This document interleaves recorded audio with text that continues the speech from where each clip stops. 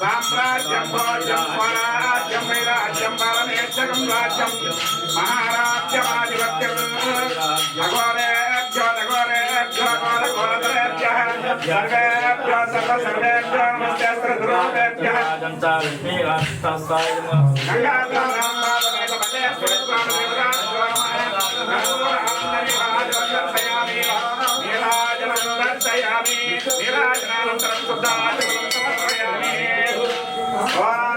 ఈశాన సర్వవిద్యానాం ఈశ్వర సర్వభూతానాం ఓం నమః పార్వతీపదే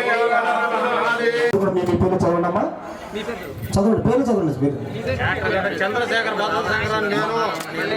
శ్రీ నేను శ్రీ శ్రీ మల్లేశ్వర స్వామి దేవస్థానం పోతర్లంక గ్రామం నందు దేవాదాయ ధర్మాదాయ శాఖ సంస్థకు ధర్మకర్తగా నియోగింపబడిన వాడనై దేవుని నామమున ఈ క్రింది విధముగా ప్రమాణం చేయుచున్నాను. నాకు వినియోగింపబడిన ఉద్యోగమును ఉద్యోగ ధర్మమును ఉద్యోగ కార్యమును ధర్మకర్తగా నేను వ్యవహరించేది దేవాదాయ ధర్మాదాయ సంస్థ అభివృద్ధికి ప్రకరణ శుద్ధిగా వ్యవహరించదను. నా ధర్మమును నేను యుక్తముగాను విశ్వాసంతోను నిస్వార్థంతోను నా శక్తి కొలది న్యాయమునకు వివేకముతోను నిర్వహించదను. నేను నిర్వహించడి ఈ కార్యములందు అనురాగ ద్వేషములకును ఆగ్రహములకును ఏమాత్రము తావీయునని మల్లేశ్వర స్వామి సమక్షములో ప్రమాణం చేస్తున్నాను.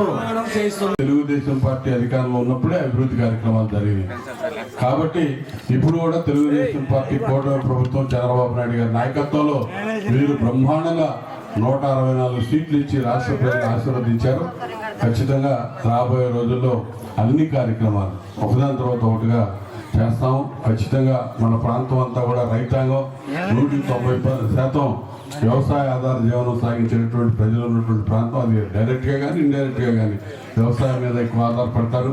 మీ అందరికి కూడా రైతు పక్షపాత ప్రభుత్వం చంద్రబాబు నాయుడు గారి ప్రభుత్వం అంటే రైతాంగానికి అవసరమైనటువంటి అన్ని అవసరాలు తీర్చడానికి ఆయన లేచాడు. అదేమంటే నా పసుపు కాలిపోయిందని చెప్తున్నాడు ఇందాక, అదేనా? దానికి సంబంధించి కూడా చాలా వరకు డబ్బులు వచ్చినాయి. పసుపు కాలిపోయేది సంబంధించి ఇన్సూరెన్స్ డబ్బులు అవన్నీ కూడా దాదాపు 70-80% వచ్చినాయి. మిగిలినవి కూడా ప్రభుత్వం దృష్టికి తీసుకెళ్ళి అవి కూడా ప్రయత్నం చేద్దాం. అదేవిధంగా మీ అందరికీ మరొకసారి ఈ మోల్ల వెంకటేశ్వర గారికి పాలక మండలి సభ్యులకి మరొకసారి అభినందనలు శుభాకాంక్షలు తెలియజేస్తూ వారి విధి నిర్వహణలో ఎటువంటి ఇబ్బందులు లేకుండా ముందుకు సాగుతారని చెప్పి మనస్ఫూర్తిగా దేవుని సేవలో ముందుకు నడుస్తూ అదేవిధంగా ధూపదీప నైవేద్యాలు పెట్టడానికి కూడా ప్రత్యేకమైనటువంటి చర్యలు తీసుకుంటూ పూజారులకి ఆందోళన కూడా అందించే కార్యక్రమానికి శ్రీకారం చుట్టి అన్ని రకాలుగా ఈ కార్యక్రమాన్ని ముందుకు తీసుకెళ్తా ఉంది. అందులో భాగంగానే ఈరోజు పోతర్లంక గ్రామంలో శ్రీ మల్లేశ్వర స్వామి వారి దేవస్థానానికి ట్రస్ట్ బోర్డు నియామకం చేసుకున్నాం. పార్టీలో అంకిత భావంతో మొట్టమొదటి నుంచి కూడా పనిచేస్తున్నటువంటి మోహన్ వెంకటేశ్వర గారిని ఈరోజు మీ అందరినీ కూర్చోబెట్టి ఒక 3-4 నెలల క్రితం మీరే ఇనానమస్గా ఏకగ్రీవంగా వెంకటేశ్వర గారి పేరు మాకు పంపించడం, నేను పైకి కమిషనర్ ఎండోమెంట్స్ కమిషనర్ దగ్గర పంపించి ఈ పేరుకి ఈ కమిటీకి ఆమోదం తీసుకొచ్చామని చెప్పి తెలియజేస్తా ఉన్నా. ఈ ప్రాంతం ఈ గ్రామం తెలుగుదేశం పార్టీకి పెట్టని కోట. మీరందరూ కూడా ఎంతో నమ్మకంతో పార్టీ కోసం పనిచేస్తారు. 3 సార్లు మీ అందరి ఆశీర్వాదంతో మీ అందరి సపోర్ట్తో ఎమ్మెల్యేగా ఎన్నిక కాబడ్డాను. నేను గతంలో 10 సంవత్సరాలు అయింది పుష్కరాలు వచ్చి, అప్పుడు కూడా నేను ఎమ్మెల్యేగా ఉన్నా. ఈ ప్రాంతానికి సంబంధించినటువంటి రోడ్లన్నీ ఆ రోజున నిర్మాణం చేశాం. పుష్కర ఘాటు కూడా పోతర్లంకలో ఏర్పాటు చేసినట్టు గుర్తుంది నాకు. చేశాం. ఆ పుష్కర ఘాట్ల పేరు మీద రహదారుల నిర్మాణానికి నిధులు తీసుకొచ్చాం. ఈ పుష్కరాలు కూడా 2028లో మళ్ళీ అదృష్టం ఏంటంటే చంద్రబాబు నాయుడు గారి నాయకత్వంలో పరిపాలన ఉన్నప్పుడే గోదావరి నదికి వచ్చే సంవత్సరం పుష్కరాలు రాబోతా ఉన్నాయి 2027లో. 2028లో మళ్ళీ కృష్ణానదికి 12 సంవత్సరాల తర్వాత మళ్ళీ మనకు పుష్కరాలు రాబోతా ఉన్నాయి. ఆ పుష్కరాల సమయానికి దేవాలయాలన్నీ కూడా కళకళలాడాలి, అన్ని సుందరంగా తీర్చిదిద్దబడాలి.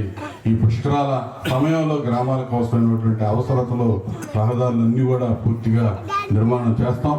పుష్కరాల దాకా ఆగమంటున్నాడు ఏంటా, ఆ రోడ్డు చూస్తే దొనపూడి నుంచి వచ్చే రోడ్డు ఇలా ఉంది అనుకుంటున్నారేమో. దానికైతే 60 లక్షల రూపాయలు ఆల్రెడీ శాంక్షన్ అయి ఉంది. అది ఒక 2-3 నెలల్లో ఆ రోడ్డు నిర్మాణం చేస్తాను. దాన్ని ఇంకా ఇప్పుడు వచ్చి 60 లక్షల రూపాయలతో ఆ రోడ్డు నిర్మాణం చేస్తాం. ఇంకా పటిష్టపరచడానికి పుష్కరాల టైంలో మిగిలిన రోడ్లన్నీ కూడా నిధులు తీసుకొచ్చి అభివృద్ధి కార్యక్రమాలు చేస్తామని చెప్పి ఈ సందర్భంగా నేను తెలియజేస్తా ఉన్నా. ఎందుకంటే